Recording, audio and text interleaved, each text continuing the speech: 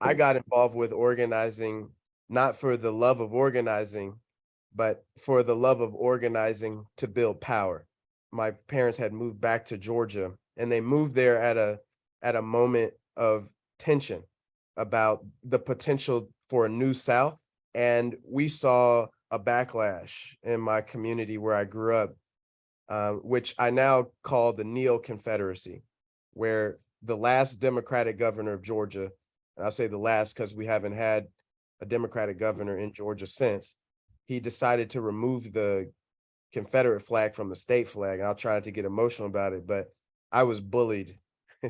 I didn't even know anything about that history, and people were teasing me, "What do you think about the flag?" And um, it got to the point where in my 20s, my parents apologized to me for how I was treated in elementary and middle school. And so I know what powerlessness feels like. And I learned early on that it's not what's right. Unfortunately, it's who's right in this society, and that might equals right in this society. And I learned that our heroes were not their heroes, and I remember in Dayton, Ohio, before we moved to Georgia, when Nelson Mandela got free from prison, I was in kindergarten or first grade, and they had coloring books and we sang songs. We didn't do any work that day. And then I later learned that Mandela was not their hero. They considered Mandela a terrorist. And then I learned Martin Luther King, even though we had a Martin Luther King Day, that the same people who were harassing me about the Confederate flag and the same folks who were struggling to defend it had labeled Martin Luther King as a communist and a terrorist, and they were no fan of him. Harriet Tubman, who a hero of mine, was not a hero of theirs. W.B. Du Bois, I mentioned earlier, was an outcast of theirs. Their heroes were people like Rambo and Jefferson Davis from the Confederacy, or Newt Gingrich, who came to my elementary school, and I actually shook Newt Gingrich's hand. That's the district I grew up in. And I learned quickly that their priorities were not our priorities around equity and belonging and moving beyond poverty in a nation with so much plenty. And so their heroes were not our heroes. Their priorities are not our priorities. Their values were not our values, but they were imposed on us because we didn't have power. They controlled the school board. They controlled what was taught in the textbooks. They controlled the governor and the state legislator. They controlled the senators. So they made their priorities our priorities. And I understood at a young age that, in quotations, as they say, to the victor goes the spoils. And because of that, I, at 16 years old, began to learn about the organizing tradition that Charlie Cobb and SNCC were a part of. And he pointed to Miss Ella Baker, who, again, is one of the most important progenitors of this organizing tradition.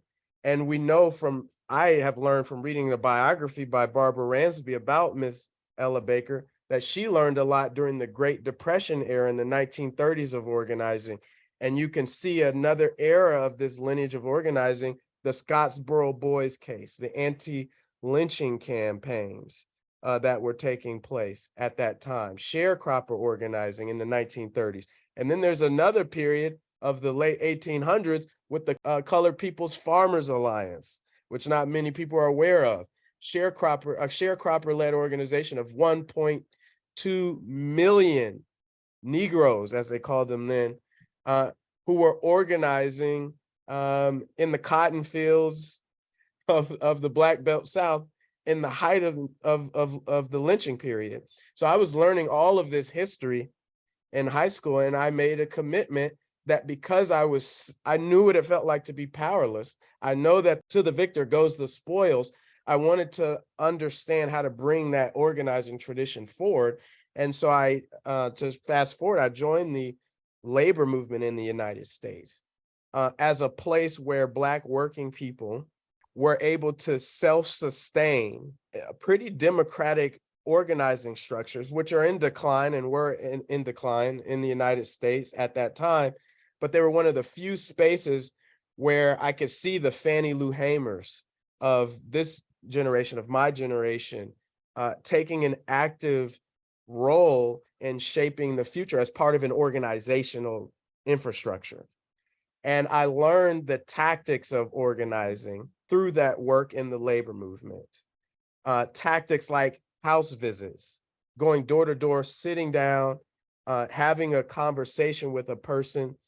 Mr. Charlie Cobb talked about listening, that deep listening. You can't do that deep listening just over a phone bank or on the fly. Then there's the tactic of a phone bank.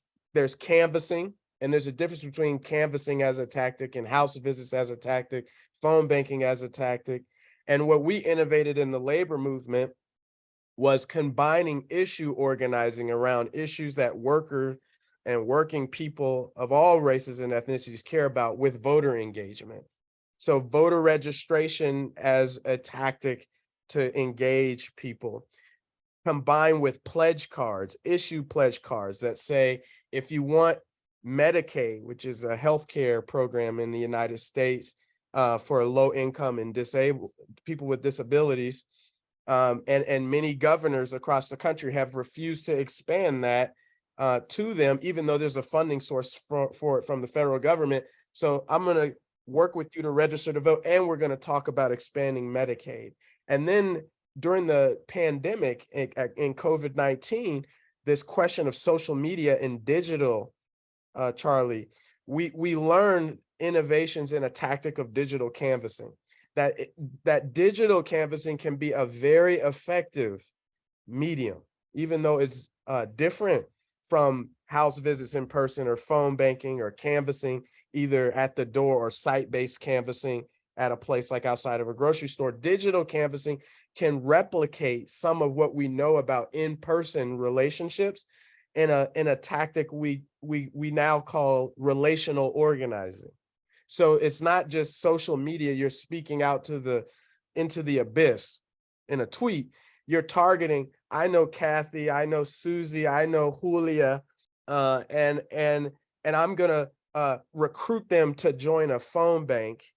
And I know that they spend most of their time on Facebook, or I know Emmanuel is a gamer. He plays video games. He plays Fortnite. I'm gonna canvas and reach out to him in that gaming space and recruit him into a canvas in person, site-based canvas at a local high school for voter registration. So these tactical innovations of organizing, and I want to stress this, that organizing, it requires a level of tactical rigor. I think some people think that the will to organize is enough. I went through a very rigorous organizer and training program so that if I go to a door and that person says, I don't have time to talk to you about Medicaid expansion, Austin, or clean drinking water, Austin, or broadband, Austin, I'm busy.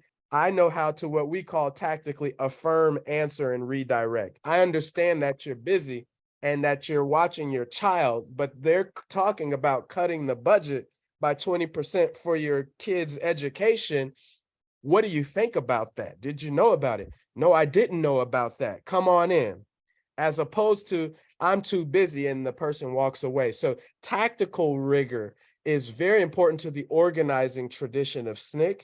And unfortunately, one of the things tactically that we've learned is that due to white paternalism, and unfortunately, I have to say that term because there are people who were trained in the lineage of Saul Alinsky, a name that people can Google and look up, and they will claim that that is the organizing tradition that people should follow.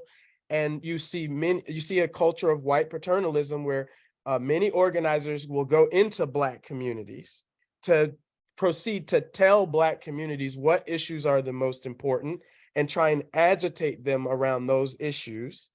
And then they parachute in and they leave.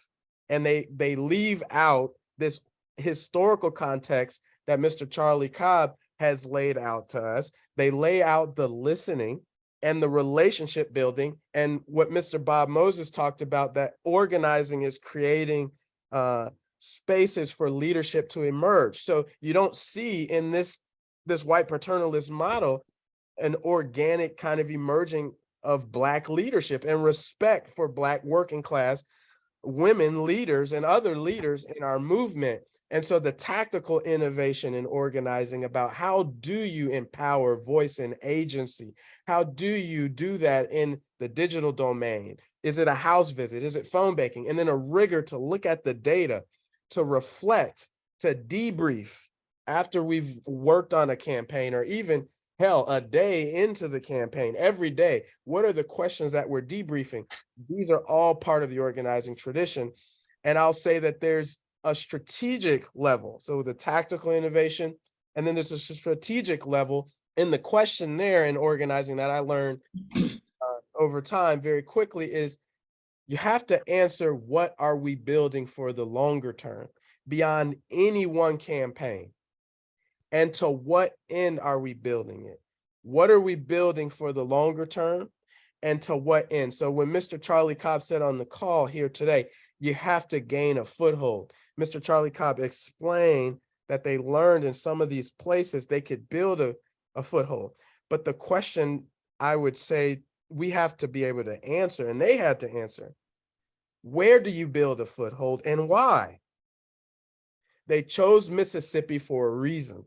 They built the Mississippi Freedom Democratic Party and the Lowndes County Freedom Organization for a reason. And so we have to be intentional as organizers about the tactical innovation and rigor and discipline. And we have to also be rigorous about strategy and strategy development.